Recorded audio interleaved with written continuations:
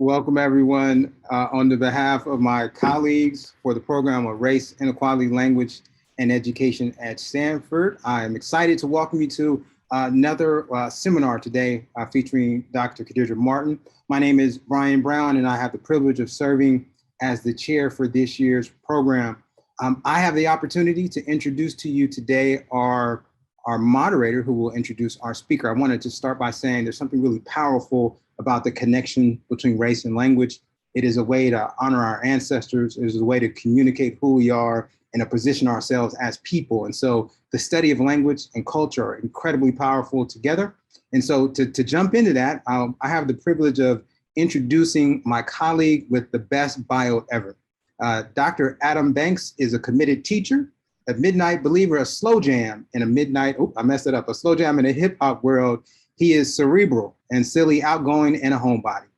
Vernacular and grounded, but academic and idealistic too. He is convinced that Donny Hathaway is the most compelling artist of the entire soul and funk era, and that we still don't give Patrice Rushen enough love. He is a crate digger, a DJ with words and ideas. He believes that the people, the voices, and communities that we bring to Stanford are every bit as important as those in which we engage in here.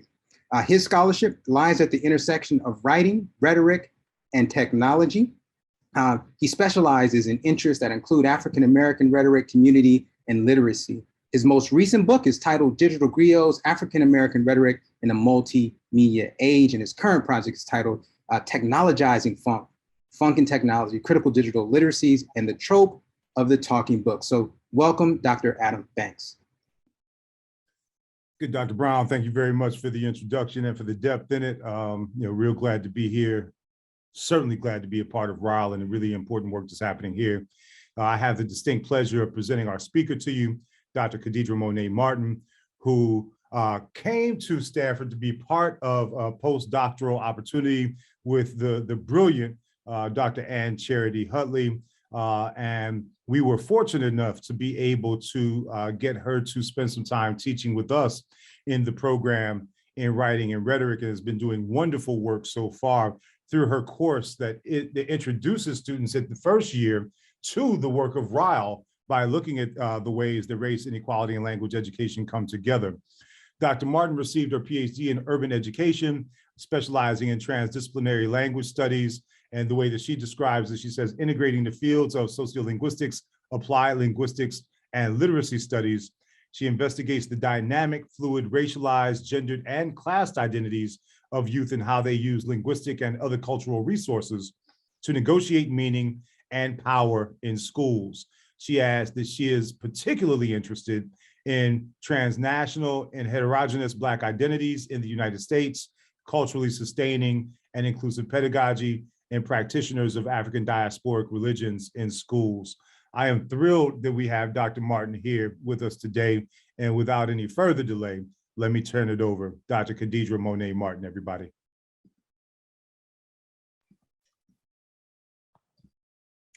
Thank you so much. Thank you, Dr. Banks, for your warm introduction, and Dr. Brown for the invitation to join this incredible lecture series, and to each of you who has chosen to spend this afternoon with us.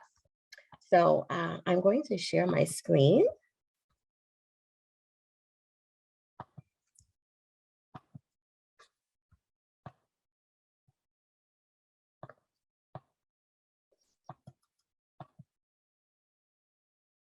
All right.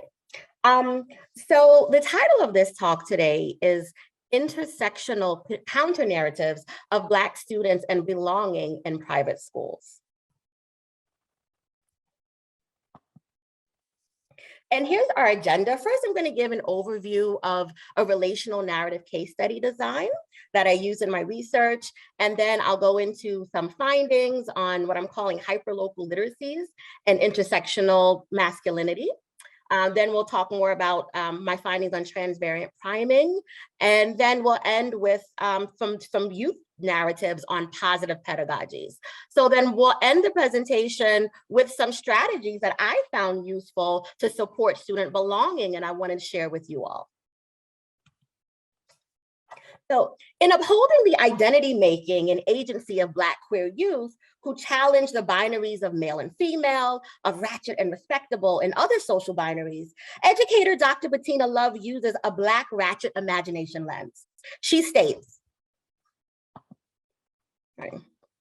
she states, these complex identities of Black queer youth, as informed by the culture of hip hop, call for an equally intricate framework, thus necessitating messy theoretical orientations that are dynamic, multifaceted, hyperlocal, and not generalizable. So when I first read this description, I was taken aback, especially by the importance placed on the hyperlocal context, the cities, neighborhoods, and in New York City, the boroughs that play a large part in shaping youth identity. It triggered my own personal reflections on transnational Black youth identity in New York City and how they loved and how they languaged and even how they prayed across borders. The importance of the hyperlocal would arise in 2019 as I celebrated my 20-year high school graduation, was looking for a dissertation topic, and youth in the same schools that I had attended were taking action against racism, sexism, homophobia, and other forms of oppression.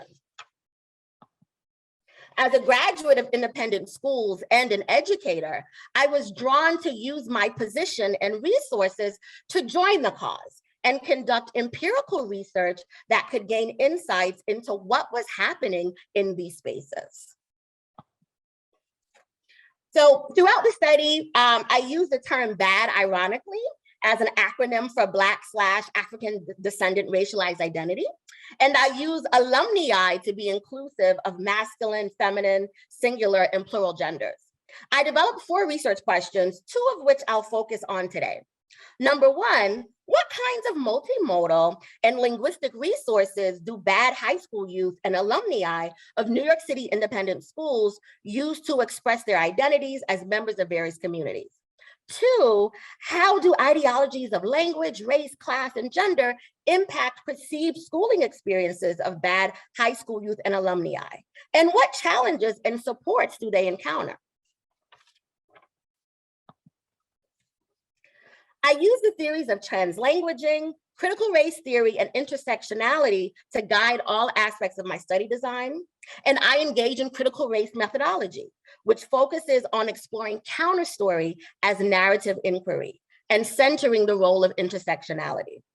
Based on my theoretical assumptions from critical race theory about the prevalence of structural racism across school environments, I anticipated finding cross-case patterns of racism, sexism, and classism.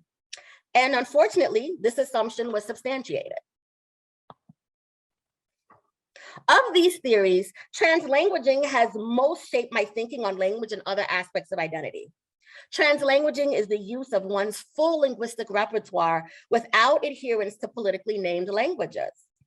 I offer a definition of translanguaging as the dynamic process of assembling and reassembling aspects of identity according to perceived social patterns. So we take a look here at this image of a linguistic repertoire, right? We can see that, you know, all of the words and the grammars and the sayings and things that can comprise our linguistic repertoire made up of lots of things. Right? And so some of those things, we could organize them and we could identify patterns that could be associated with our racialized identity. So for example, right, Black people throughout the diaspora, there are common linguistic features, right, that we share, with syntax and with, like using the verb to be, habitual be. These are things that are directly linked to our racialized identity. And then also, right, there may be some aspects of the way that we speak that are really signaling our ethnicized identity, right? So for instance, being Jamaican or African-American or St. Lucian. And then also, there are some common linguistic features of a pan-ethnic identity. Right? So I'm thinking about my Caribbean students, right? Students who have parents from the Caribbean or who were born there, and they also share some linguistic features. And then of course, there's a national identity, right? So like, what does it mean, for instance, to be a Black person languaging in the United Kingdom versus in Canada, right? Or in the United States. So this is the kind of, the dynamic process, again, of reassembling and assembling according to who we're speaking to and according to who our audience is. That's something that I'm really interested among Black youth. So for just a bit of context, we are talking about a very small population of students. The national independent school average of Black students is 5.8%, which is well below the national public school average of 15%. Considering that Black students comprise 26% of students in New York City public schools, they are significantly underrepresented throughout New York City independent schools. So we see United Nations International School, they're located in Manhattan, had the highest number of Black students at 15%, which was on par with the national public school average. While most previous research on independent schools consisted of ethnographies on individual boarding schools in New England, this study distinguishes itself by the use of narrative analysis and case study methodology, focusing on independent day schools and bounded geographically by New York City. I used purposeful sampling to identify 6 total participants for in-depth interviews, one ranging from an hour to 3 hours and 15 minutes in one case. And I employed document analysis of 4 fiction and nonfiction public narratives. In all, I collected and analyzed 4 written narratives, 6 interview transcripts, and 2 visual collages as data sources. The interview findings led to the development of 28 thematic codes centered on 6 salient topics: relationships with peers, relationships with teachers, rigorous academics, school culture, expressing sexuality, and hyperlocal literacies. In this talk, I'll share snippets of participant narratives that explore all of these topics and how students' intersectional identities serve to shape their experiences. In describing his teaching with youth in New York City, education scholar Dr. Chris Emdin has written, quote, "As each of these students describe themselves as from a different place within a 20-street radius, I realized that they were forming affiliations to each other based on their closeness to local geographic spaces and networks within them. Students had weak ties to their ancestral places of origin and strong ones to networks within their neighborhoods." So applying a new literacies approach of literacy as a sociocultural practice and G's conception of literacy as a toolkit for enacting specific identities, hyperlocal literacies are ways of knowing and being in and around institutional, neighborhood, and city context. So this is what I'm calling it. So, based on this insight from Chris Emdin and also what I found in my own research, I want to highlight, right, this idea of hyperlocal literacies. So hyperlocal literacies include a socio-political awareness of signs at the granular level and attendant shifts in meaning across spaces. So our first participant, Chevelle, can enlighten us on hyperlocal literacies. She is a recent graduate who attended a girls' school in Manhattan named Chamberlain. She is a first-generation Jamaican American who lives in the Flatbush neighborhood of Brooklyn, New York. The uniform skirt is rich with embedded meanings that are both conventional for all students and distinctive of gendered and racialized experiences of New York City independent school students. So in Pearson's semiotic theory, the uniform kilt indexes a school in general and private schools in particular. When you see someone wearing a skirt, you think, okay, a type of uniform skirt, well, they must be a school student. They're a student, and then most likely they may attend a private school, right? So, but as a symbol, the uniform skirt represents abstract ideas as well, like wealth, prestige, academic rigor, discipline, and other meanings ascribed to it by interpreters. Chevelle's feelings about the uniform skirt before and after attending Chamberlain are revelatory, indicating her beginning understandings of economic class and prestige. Although she had worn a uniform at the elementary school in her neighborhood of Flatbush, Brooklyn, it consisted of a white polo shirt and pants that did not elicit the same feelings of anticipation as the Chamberlain skirt. She states, So like, I don't know. I never really like thought uniforms are cute, but after like getting accepted to Chamberlain and like being excited to like be at like this fancy school on like the Upper East Side with all like these like rich families and stuff, I was just like, oh, I'm gonna look cool and stuff, you know? I don't know. I was excited about it. I was really excited about it. So as an early adolescent in 7th grade, Chevelle felt that the uniform skirt was an indicator of high social class and her improved social status by proximity to wealth. The Chamberlain acceptance seemed to change her thinking about school uniforms in that they could symbolize things like social status and desirability. For example, she remembers thinking that she would, quote, look cool with the skirt. Yet the aesthetic qualities of the fabric, colors, or design are not mentioned. Rather, the attractiveness of the skirt lies in its indexical value of representing Chamberlain as an institution, which in turn symbolized wealth and prestige. So as a young girl, Chevelle had learned that material wealth was desirable, and it was something that one achieved honestly via discipline and hard work, as she had. She'd worked hard to get into this fancy school. Yet after 6 years of attending Chamberlain, her perspective on wealth and achievement shifted as she witnessed students from high-income families win awards and receive praise that they did not seem to have earned, while lower-income students received little to no recognition for what they actually had achieved. Okay, so Chevelle describes an internal and external culture of the uniform skirt that reveal her intricate knowledge of hyperlocal literacies. Part of the internal Chamberlain school culture of the uniform skirt related to its length. On the first day of school in 7th grade, Chevelle recalls wearing her skirt in the length as she received it, with the hem meeting the top of her knees. She noticed the other students wore their skirts at a much shorter length. She notes, quote, like that's how you know the new students coming in. Like if you don't know to have your skirt hemmed, you know, like coming in the first day of school, you know that that person is not necessarily from like the Upper East Side community or from the independent school community, end quote. Knowing to have one's skirt hemmed a shorter length was a hyperlocal literacy of not only Chamberlain, but the wider New York City independent school community. A second aspect of internal culture at Chamberlain that Chevelle mentions is the practice of rolling the skirt higher at school. If it were hemmed or not, she states, you roll your skirt like in the bathroom or something just to like wear them at school. And then when you go home, then you unroll it. That was another thing that like I also kind of did.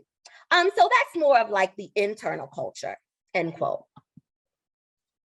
Aspects of the external culture relate to hyperlocal discourses of smartness, gender, and sexuality. Chevelle notes that because there is a preponderance of all-girls schools on the Upper East Side of Manhattan, the uniform skirt became the primary means of identifying students by the schools that they attended. She states that Chamberlain students were viewed as less smart or academically capable than other schools, and they had a historical reputation for being sexually promiscuous. She states, quote, but I don't know. I do think the social rep of, I hate saying this word, but there was like this whole thing where Chamberlain was referred to as chambermaid or chamberlaid, as in the place where you can find girls to get laid. Again, very, very sexist. And yeah, like that whole like nickname started like even before I started going there. Like it was like a thing for years before. But like, again, like I also internalized that. And sometimes like if I went to an event at a different school, again, like not trying to wear the yellow skirt to be noticed in that way and stuff like that. So I do feel like certain times, mainly when interacting with other independent schools, I wasn't really proud because of their reputation. Okay. So this narrative, so this narrative abstract was a pivotal moment in the interview in which Chevelle, actually, let me go back. Okay, before we get to Jonathan. So this narrative extract was a pivotal moment in the interview in which Chevelle described the strongly held and complex emotions associated with her feelings about being a Chamberlain student. These emotions are muddled and appear structurally in the long pause at the start of her response and shorter pauses throughout. While Chevelle acknowledges that judging young women according to their sexual expression is sexist, she nonetheless felt ashamed of being associated with the school and strived to disassociate herself from gender discourses within the independent school community that targeted members of her school. Now I'd like to introduce you to Jonathan, who can add to our understanding of hyperlocal literacies related to race, to gender and race in New York City independent school context. Jonathan is a current high school student who attends Lewiston, a boys' school in Manhattan. He lives in the Bronx, New York, and is Ghanaian American. His Christian faith and relationships with his family are the most important aspects of his identity. Jonathan states that Lewiston promotes a, quote, boys will be boys culture that protects students from taking accountability for their behavior, particularly with sexual harassment and assault. However, Jonathan conceded that Lewiston's negative reputation has a disproportionate impact on Black students who are already criminalized in independent school spaces. He observed, quote, I think the reason why race hasn't really come into it is because everyone who's guilty of these actions has been white.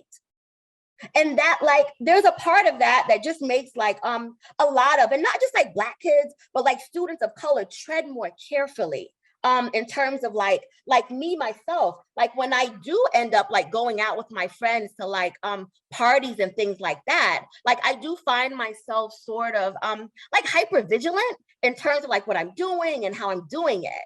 Like I'm like how I'm carrying myself and sort of like how my actions could look if something were to happen. Jonathan reveals that although all of the accused perpetrators of sexual violence towards young women at Lewiston have been white, students of color feel additional pressures to, quote, tread more carefully and remain hypervigilant at social gatherings. To be clear, what Jonathan is describing are microaggressions that accompany the racial profiling of Black men and boys. Jonathan knows that if he is in the vicinity of perpetrators, there is a high probability that he would be suspected and accused first by school authorities and law enforcement. In addition to hyperlocal literacies, another key finding of the narrative case study was the concept of transvariant priming. So one aspect of language learning that is understudied and under-theorized is the specific linguistic competence of multi-dialectal speakers. Both in and outside of schools, dialects and linguistic variation are considered deficits in need of fixing. However, I am interested in the skill sets that multi-dialectal speakers bring to language learning context. I describe these skill sets as transvariant priming, the linguistic competence that prime multi-dialectal speakers of named languages to more readily notice and adapt linguistic variation within these languages and others that they encounter. So the best person to teach us about transvariant priming is True. They are a recent graduate of Wilson Day, a co-ed school in Manhattan. They are Caribbean American, first generation American, and working class. They live in Bedford-Stuyvesant, Brooklyn, and being a member of the Caribbean, queer, and non-binary communities are most important to them. When asked what subjects they were good at in school, they pinpointed Spanish, history, and art. Their motivation for wanting to build fluency in Spanish was driven by their sense of cultural kinship with African descendant Spanish speakers. True also cites having Vincentian Creole as part of their home language repertoire, being a primer to learning other languages. They state, quote, and the Spanish speakers that I knew said that I had a really good accent, which I don't know what that means, but they were just like, you speak it well. Like you don't sound chopped up or anything. Like I was able to understand different things. And I feel like the people in my building, but also my parents and the way that they speak, I'm just used to like people speaking different ways. So I feel like it's easier for my ear to pick up on it than others.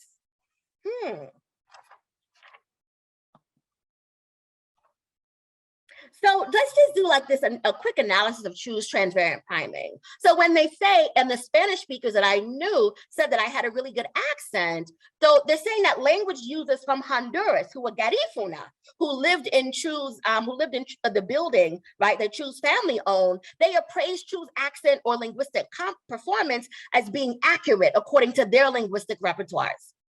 Right? But they were like, they were just like, you speak it well, like you don't sound chopped up or anything. So speakers praised their performance of phonological features of Caribbean Spanish varieties that differ from the Castilian variety that they and classmates were being taught in school.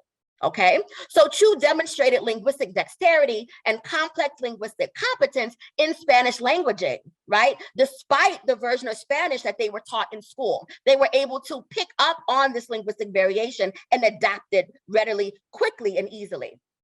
And they themselves attribute this to, right, being used to people speaking in different ways, such as Vincentian Creole. Her family's from, their family's from St. Vincent and the Grenadines.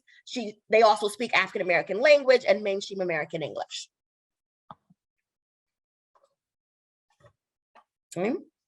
So as Chevelle, Jonathan, and Chu all demonstrate, one must consider the intersectional experiences of participants in relation to various deficit ideologies of race, gender, and language that permeate their schooling experience.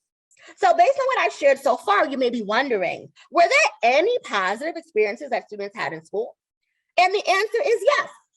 And they include strategies that won't be surprising to anyone here. All participants shared that they had mentors, most of whom were women of color faculty members, whom they could confide in and who served as role models for them. One of Chu's favorite teachers was a white Jewish teacher who brought high energy to the classroom. They said, quote, history. I loved history. Mr. Lieberman, whoo, love him. He's great. Honestly, it was his excitement. He was just always so excited. And always like pacing back and forth and jumping and like running around the classroom, like talking about history. And I was like, why is he so excited? But like, it was honestly like watching a play, end quote.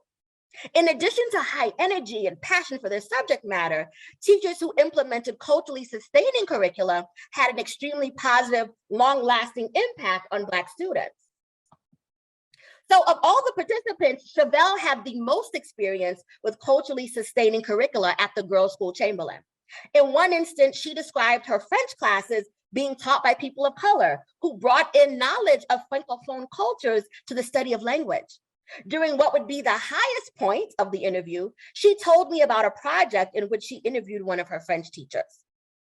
And yeah, I just really liked that project, again, because like, I interviewed her, I transcribed it, but I also turned it into a poem using one of her phrases. So again, like that creative content was really, and like having the agency and liberty to like kind of shape it into whatever I wanted, that was always something that I really loved. And again, like, because I also really loved language while I was there as well, that made it really like exciting for me and fun. Yeah, I still remember that project, and that was really cool. That was really cool. And she was smiling as she said this. So in this project, teachers combined student-centered and culturally sustaining pedagogy to engage learners. In this project, teachers combine student-centered and culturally centered pedagogy to engage learners. And as an adult, Chevelle reflects fondly on the memory of this experience more than 5 years later.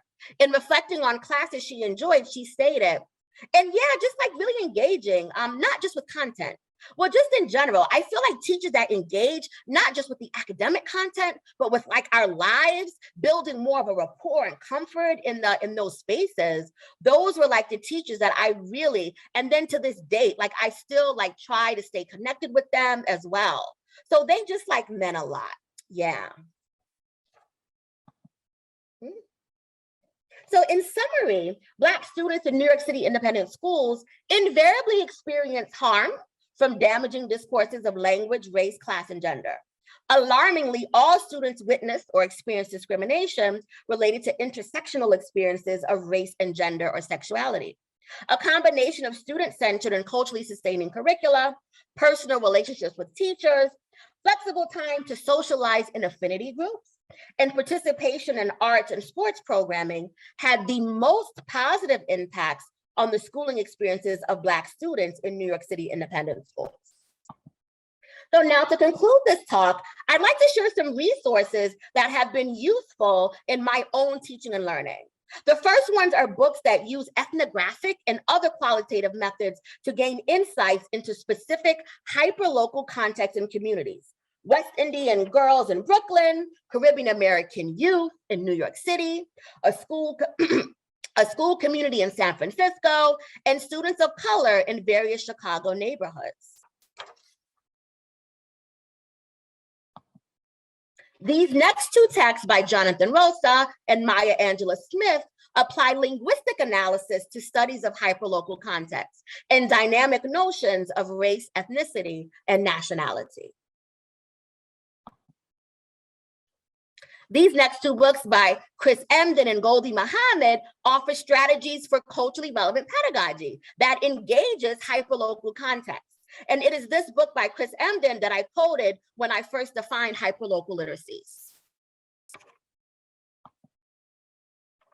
A text that I recently co-authored with Dr. Melissa Shively and Dr. Amy Vedder, Classroom Talk for Social Change, provides a framework to support teachers and students in engaging in critical conversations about power and privilege. So descriptions of these 4 talk moves are included in a resource folder that I'm going to share with you all next.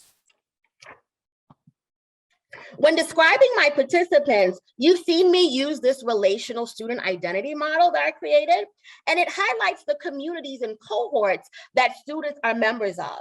So in order to plan effective student-centered pedagogy, we need to know the specifics of who our students are, right? And from there, we can increase our knowledge of hyperlocal literacies and any harmful discourses that exist so that we can proactively plan lessons that disrupt them and uplift our students.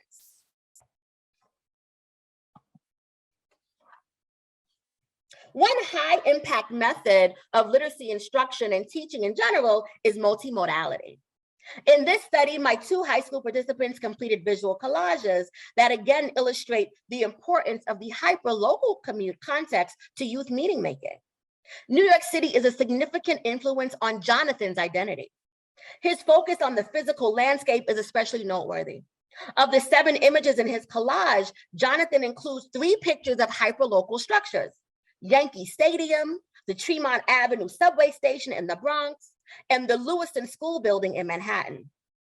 Of the subway station, he says that it is a convenient mode of transportation, and it is, quote, something that has always stuck with me. It's just part of my identity as a New Yorker, end quote. He mentioned in his description of the collage that he idolized Yankee Stadium. Later in the interview, I asked him to clarify his response, and he stated, quote, I think like in terms of like the history that's behind, not just the stadium, but like the team, in terms of like having pride in New York, and sort of having something that grounds you, like being from the city. Like Yankee Stadium, it's a pretty big building. Like I've only been like a few times, but like it's something that always stands out. Like whenever I'm walking past it, it's always visible. Like I can be on the 4 train and like it'll pass right by. And some days, like I'll see a game going on inside the stadium in passing. And I think the reason why I say I idolize it is just because of like a lot of like the history behind it in terms of like how it connects to New York itself, end quote. For Jonathan, Yankee Stadium is important for both its expansive physical size and being a monument that, quote, grounds you in being from the city, but also because of the legacy of excellence that it signifies. The concept of groundedness is salient here, bringing to mind a familiar resting place from the incessant movements and unpredictability of New York City living. Amidst the transience of city life and the childhood marked by changing schools and long daily treks out of one's neighborhood, Yankee Stadium seems to represent stability, a welcome home landmark for commuters ending their journeys. So in conclusion, Black students in independent schools are an overlooked population in education research, with some scholars solely characterizing their experience as privilege compared to their counterparts in public schools. On the contrary, student activism and participant narratives in my research indicate a need to further problematize the notion of, quote, privilege, and consider that a head start in racially and economically privileged schooling contexts leads to a head start in class prejudice and racial microaggressions as well. This can result in early onset racial battle fatigue when students reach elite universities and even before. Additional research is needed to better understand these tensions of privilege and to further disaggregate the Black population of students who attend elite independent schools according to ethnic affiliations and home languages. It is my hope that this research will add to the narrative of Black youth and literacy in the United States and provide a wider angle for seeing and grasping the fullness of the urban student experience, further problematizing notions of privilege and further eroding borders of race, language, and class. Thank you. So we're going to just proceed as if we've got thunderous applause from our participants. And it's so good to see all of you. Dr. Martin, thank you so much for this talk that opens up so many important lines of inquiry and ways that we can connect a lot of what our people in the GSE and to some degree in power think about and do. Your emphasis on Caribbean students across multiple ways of being in the world is really important, as well as the identification of the site as something that deserves just as much of our scholarly attention as other school settings. And so we've got some really good questions to start with. And I will begin with this one. Let me get my bearings here.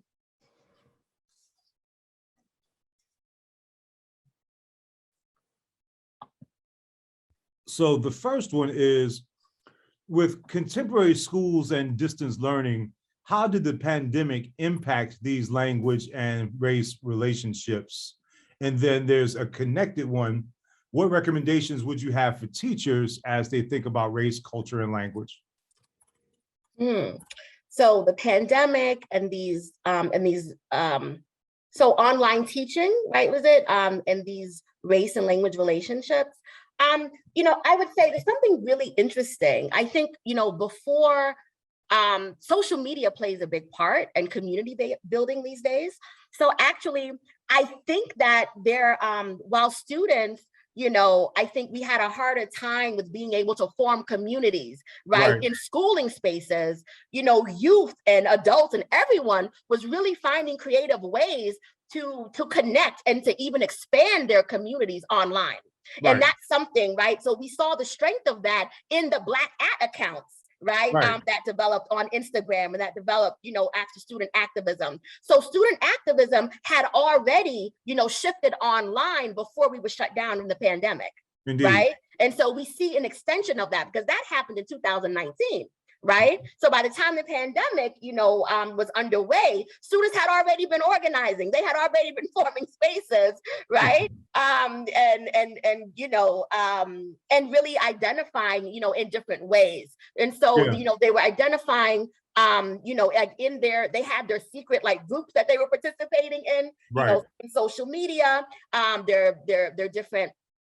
They had that, but then they also had, they were participating. I saw a lot more student participation, in these groups that were multi-generational, right? Mm-hmm. And so we have these, different social media, sites, particularly on Instagram, on these groups where you see Black people coming together and languaging plays a big part in that.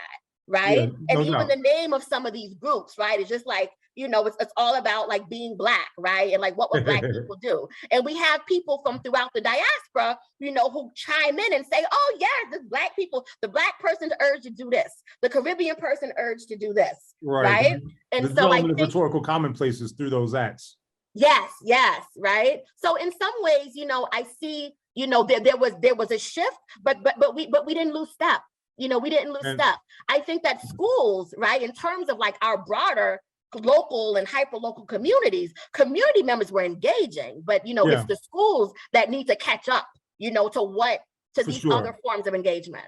No, I really appreciate that answer. And to your connection to the hyperlocal in the end of your response, I think anybody who is interested in looking at social media with the methods that you've laid out for examining language and discourse to get at how the hyperlocal shows up in these social media interactions, given that many times people might connect across these very hyperlocal spaces and across a kind of sense of so ethnic, national, and pan-Caribbean identity, right? And they might be doing all of this simultaneously.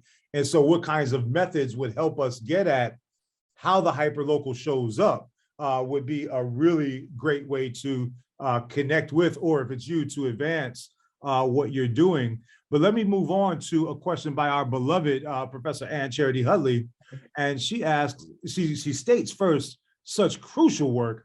How do we best get this information directly to students themselves to help them navigate these intense spaces that she's saying you and she know so well? And then she adds, maybe you should write some young adult literature or build a website. Thank you, Dr. Charity Hudley. I tell you, always pushing my thinking. Well, these are great ideas. It's unfortunately the students, right? The people who most need this research, it's not getting to them. And so, it's part of my mission, right? Doing this work is to make sure, right, that I find ways to do that, to connect it. So, some of the ways that I try to do that is to stay connected to the particular independent schools that I graduated from. So, I'm a scholar in residence at the Chapin School that I graduated from high school. I'm on the board of trustees, and the education committee at Grace Church School. So, and through that work, I inform people about my research. I try to speak as much as possible, but definitely we need to do some more organizing, right? And let the students know that we're here for them, right? Like, I'm not just here in this bubble. I didn't do this research, frankly, for academia, right? And I think, most of us can say that when you're really grounded in community-oriented work, you're doing your work for the community, right? So, I do want to engage, and I think I'd like to engage youth in these spaces about what are some ways that you would like to see, this work shared. How do you want to engage me in this work and support us in continuing it? Because they really have the best ideas, but definitely I want to, put out a manuscript, that's more accessible than academic articles. I do want to get some articles. I would like to be a tenure track professor. Hello. Right. So check me out, right? But I also would like to, get some manuscripts out and maybe like some literature on these themes. That would be great. No doubt. And speaking of working on these pieces that can become journal articles or other sorts of manuscripts that will help folks to recognize the gift that they would have in you on their tenure track faculty. A follow-up question we have, especially since you mentioned that people are participating in multi-generational conversations. The question reads, how do generational shifts in culture change the relationship between language and hyperlocal literacies? Generational shifts. Okay. So one of the things that thank you so much, Terrence. So one of the things that we noticed, right, as scholars of language, is that the more things change, the more they stay the same, right? And so there are some elements, right, of languaging, right, that, like, my grandmother used, God bless the dead, right? There's some features, there's some kind of common and static features, more static or more stable, I would say, features of African American language, for example, that we see cross-generationally. Right, but we may see a different frequency of the usage, right, among youth populations, but it doesn't mean that it's not there. And our own languaging may shift, right? As we get older, we may find that we start sounding more like our parents and our aunties and uncles, right? So our languaging, right, shifts over time. So we see that happening. However, right, there are other forms of language, particularly maybe certain words, or phrases that are popular that, that people tend to kind of, we tend to refer to those as, quote, slang, right? Youth are, they're movers and shakers of the slang, right? Of coming up, of creating different things. And so, those things may come in and out of style, right? But a lot of this so-called, Twitter speak or like youth speak is just like, literally like hundreds of year old African-American language that's been around. Even this concept of woke, right? We had scholars, who studied that and have shown, no, we've been saying woke. This is stuff before I was born, So sometimes things kind of come back around, like fashion, some things come back in style, but they in cycles, but they've been around. No, I certainly take your point about the cyclical nature of language practices, right? And I think there's quite a bit more that we can explore along with what you've given us. So got a few other questions here, but before I get to them, there are two really good ones in the Q&A panel. And the first one, I hope I'm pronouncing the name right, Dr. Siobhan May Washington, and it reads, many independent schools are making great strides with DEI work, yet there are political groups and forces pushing against these efforts. Yeah. What recommendations do you have so schools don't get discouraged while not ignoring concerns of naysayers about DEI? And I see, along with whatever you might offer, the good Dr. Brown has something to bring to it too. Okay, so what I would say to teachers, right, who are working is, don't be discouraged, don't give up. And I really want teachers to rely on us, rely on the researchers, rely on the research base for, in particular, because I'm focused on curricula, for instituting inclusive pedagogy, humanizing pedagogy, culturally relevant and sustaining pedagogy. Rely on the research base. Much of what I have seen, right, and because again, I teach critical race theory in my class. I'm teaching students about critical race theory, and so I've read a lot of the critiques, right, by people like Rufo, right, and a lot of the workshops, that they're critiquing and things. Some of these things, are not, some of them are not in alignment, actually, with scholars, right, with the scholarship that we know about multicultural education. And so I think part of what happened is that there was a disconnect, right? There was a disconnect that happened with the scholarship, with what we know about works with multicultural education, Dr. Ladson Billings with culturally relevant pedagogy, right? There was a disconnect that happened with these models. We're now Goldie Muhammad in this beautiful, beautiful model, right, of a culturally, historically responsive literacy, right? We need to ensure that when people have good intentions and that they want to enact culturally relevant pedagogy, that we're really giving them good materials and that it's coming from the research base. Right, because frankly, what happened is that schools did not take this seriously if they were playing with it. So in the 1990s, right, in the early aughts, when they first started doing DE&I, they didn't have people who were trained to do this work, right? It was kind of like a pet project for many schools. And so we see the result of it. So they were pulling curricula from here and there. And then we had people who were then, starting organizations and supplying curricula to schools. Right. But when I look at the research base, it's not there. So to be fair, there's some good stuff out there, but there is some stuff that's also not good. Right. And so we need to make sure that teachers, call on me, call on Dr. Charity Hudley, call on Dr. Adam Banks, right? Call on people who are in academia who can really connect you to, these strategies that have been tried and true and that are kind of rigorously vetted for efficacy and for being student-centered and developmentally appropriate. For sure, indeed. We have one that may be answerable very quickly, and then we can move to some of these others. Brianna Walker asks in the Q&A, it says, I love the activity you did with students to create a collage of their hyperlocal community to show how they experience the world. Are you able to share that activity either in this space or there might be some question about whether people might be able to access what you did there? Oh, sure, absolutely. Well, actually, for that particular activity, that was a part, right? So that was a part of my research, and I call it the semiotic shape of you, right? I had two activities. One is called the semiotic shape of you, and that's actually in my dissertation research. So a description of that activity and the details of it is in my actual dissertation, which is freely available. Right. So that's where I have that. Now, in the, I'm not sure whether you all have the Google slide. Whether you have access to the Google slide, not my presentation slide, but I have a Google folder where I have some goodies for you all. So I'll try to access that and give you all the link to that, but that has additional resources for you. So I'm sorry, I thought I had, I need to get that together, but definitely, if you want that activity that I did, and the prompt for that actually was just, the step, what are the, was to have a collage that represented themselves, right? And the different communities that they were members of.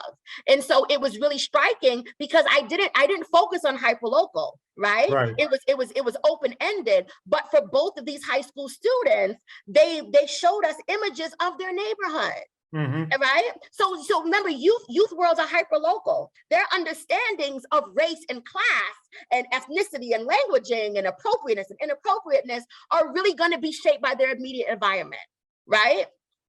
So we've got to understand that sometimes our thinking about, culturally relevant pedagogy, is that we base it on our own knowledge, right? From our own time and our own understanding, right? Of kind of maybe these stock stories and these stock images of, say, who African Americans are and African American history, right? But we may be really missing the mark because the students may not be connected to that as readily, right? So we've got to make sure that we plan pedagogy that's student-centered for the students who are in the room, right? And then we can broaden because African Americans are not a monolith. Yeah, no doubt. So quick thing for our guests, there is a message in the chat letting you know where you can access the slides. So that's there for you. And of course, the good doctors let her know that her dissertation is publicly available. And so to continue, we've got a couple more questions, and one of them is about gentrification, and I think is really important to get in here. And the question reads, urban communities experienced mass gentrification prior to the pandemic. How do you think these cultural shifts impacted literacy practices for urban students? I mean, definitely there's a shift. I mean, what it means is that there's less opportunities. I think it created less opportunities and less physical spaces for people to congregate, for one thing, because one of the things that happens, with gentrification is that it often is accompanied by more policing, right? And more restrictions on the use of actual public space. Right. And so one of the things, that I've seen, is less kind of, informal congregation. So we're also going to have less opportunities for families to hear their languaging and to have that reinforcement of their languaging. Right. That's the purpose of community. It's to reinforce your identity. It's to show you and remind you who you are.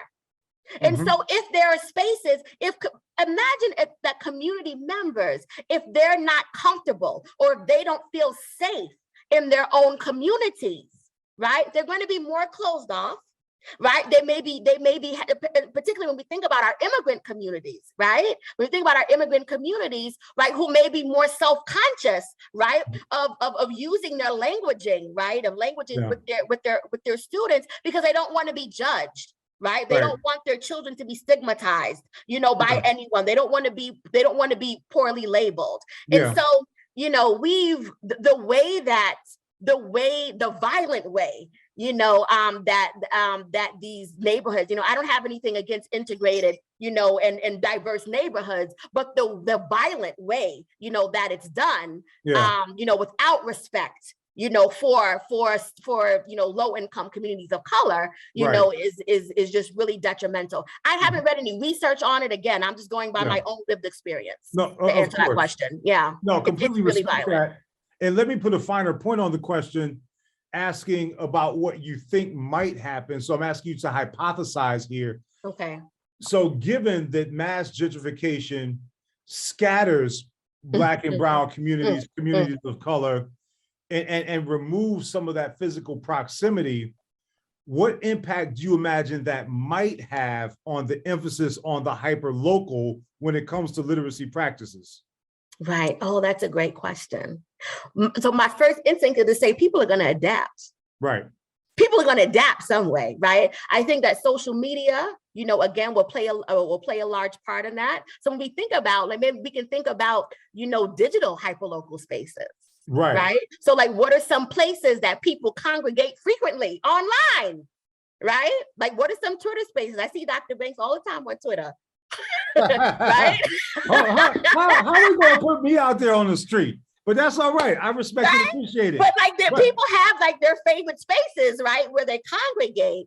And so I think that's a really interesting point to think about. Who's tapping in where? Where are people tapping into? No, your really point is right on it, and it calls back to what we were saying earlier about there will be an opportunity to ask what your methodology might do for examination of these practices in social media spaces, in virtual spaces, right? And we've got room for one more quickly before I hand it back to our host. And this question reads, and this actually goes to Professor Charity Hudley's question earlier when she was encouraging you to write some YAL or to bring your own virtual presence to the people directly. The question reads, what messages do we send directly to students about their language practices and their relationship to classroom language? The follow-up reads, your work was centered in NYC. Now that you're living and working in California, how are these linguistic principles similar or different? Those are two great questions. So the message that we send to students is that I care about you. I value you. I value everything about you. I want to learn from you. I'm happy that you're here. Thank you for being a part of this community. I want to learn from you, and you're going to learn from me. We're going to learn from each other. Please tell me more. That's the message. Yeah. That's it. Well, right? And we need to go beyond lip service, right? The pedagogy needs to reflect that, right? So, yeah. And so, and again, in planning it, you have to do research to know who your students are, know who their communities are, right? So one of the things that I do, again, when I'm teaching this class here at Stanford, I'm looking at the demographics. I'm looking at who's here. I better have some representation from South Asian scholars on my syllabus. Right? I better, have some representation so that I'm African-American, I'm gonna have that, but I need to make sure that my Asian American students know that I value them and I care about them as well. That's part of teaching. Know who your students are and make sure, that they're represented. And so, yeah, and so how I kind of, how would that shift, the methodology shifts, is that I got to do research. I'm actually going to be doing a project. I'm going to be doing a project on participants of African diasporic religious communities in the Bay Area. Right. So I am going to be employing, this same kind of narrative case study model, and I'll be looking at the languaging. So I'm coming in as a learner to learn what are the hyperlocal literacies in the Bay Area. Right, that's right. And I think that's a great moment for us to pause on. So first of all, big gratitude for the wonderful work that you've shared with us today. And let me pass it back to our host with the most, the one person on the GSE faculty who has single-handedly meant the most to my being here at Stanford for these 7 years, and to some degree even made it more possible, the good full Professor Brian Brown, y'all. Thank you both. I want to just pay recognition to Dr. Martin in the tradition of LeBove, of our own John Rickford, of John Ball, to Ann Charity Hudley, those who've really given us a vision for how language matters, how language represents culture and identity. I appreciate you continuing in that line of scholarship. I have the honor of recognizing and announcing our next presentation. We invite you all to join us on April 28th, where we'll hear from 3 of our alumni. I got to get that term, alumni. I'm working it out. I appreciate that one. Dr. Charmaine Mangrum, Dr. Luis Poza, and Dr. Harper Keenan. And so we invite you to join us on April 28th for a special session to hear about the kind of scholarship that our RAL graduates are doing. So on behalf of my colleagues, I just want to say thank you to everyone. Wish you the best in your day, and we hope to see you for another RAL talk soon. Have a great rest of your day.